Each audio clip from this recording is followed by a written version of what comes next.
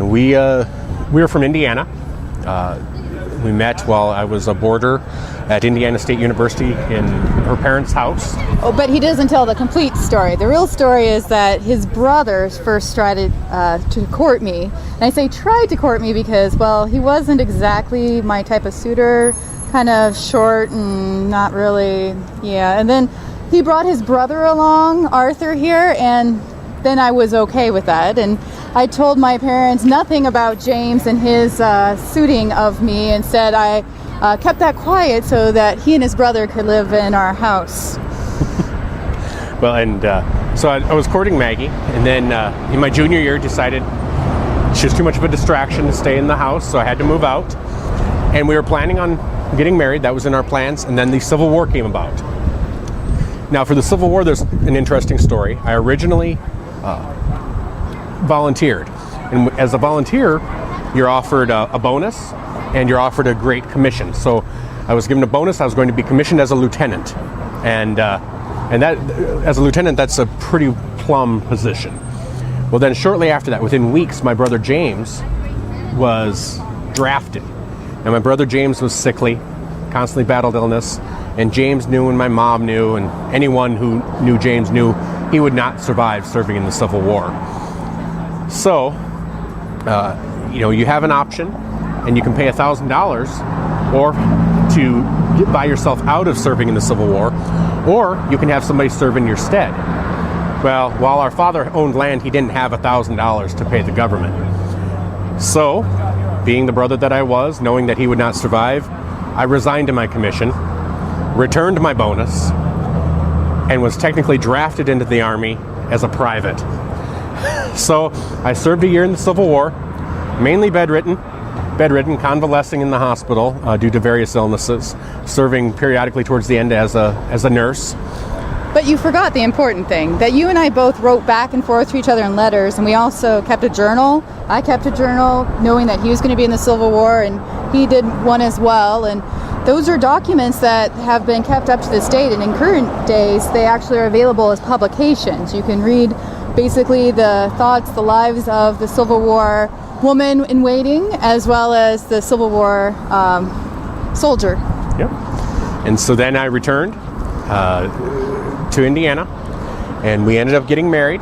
Oh, but wait, you had to start a business first. As I was about to say, yeah. But yes. So I entered into a partnership with General Tom Brady. He bought the Muncie Times. I was a part owner and named editor, and eventually purchased the paper outright. And during that time, I became involved in the school system. And you can see our second youngest child, Charles, right here. And due to the inefficiencies of the school system, I proposed many reforms and eventually got elected superintendent of the Delaware County school system. And many of my reforms were taken not only by Indiana and implemented, but implemented by many other states. So I was considered the foremost author of school law and school reform. And so that was my claim to fame in Indiana. I was also elected into the state legislature. But then due to Maggie's declining health, we needed to find a climate more suitable. And South Dakota ended up providing that climate, which brought us to Springfield as our original home, and my position as the Registrar of Public Lands. That's a politically appointed position. And then for 2 years after that, it took us to Watertown. And at which point, I was the Registrar of Public Lands up there, but I also became involved in Republican politics. Well, at the time, we were a territory, and Congress was run by Democrats.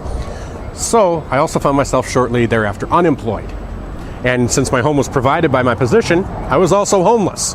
So I'm 40 years old, homeless, unemployed, with a wife who's still, battling illness. And 4 kids, four boys. 4 kids, Wiley, Charles, Anton, and JR.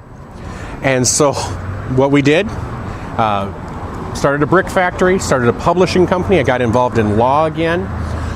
Maggie became very active in the community.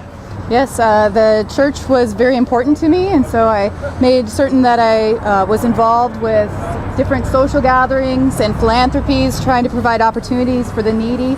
As you should be aware of, women in that era, primarily one of their responsibilities is to help others in need. And so men who are convalescing from war days or people who are ill, we would take into our house and would help to nurse back to health. The other thing that was really important to both Arthur and I was literature. We would make certain that we started a literary foundation and that we had literary groups. Chaucer is one of our favorites, and in fact, Arthur here would read Shakespeare in the morning when he was eating breakfast. So that was very important to us, in addition to the politics, was also to have the community aspect and to have the literature and bringing in those type of organizations to our community. And as we became established in Watertown, I ventured back into politics, maintaining my ties in business. We even started the Arcade Hotel in Watertown, and all the time fighting for and pushing for statehood. And in 1888, I was appointed the Dakota Territory Governor by Benjamin Harrison. And then in 1889, I was through the Enabling Act, the Dakotas were entered as states and entered as two distinct states, North Dakota and South Dakota. And so I'm proud to serve as the final Dakota Territory Governor and the first governor of the state of South Dakota.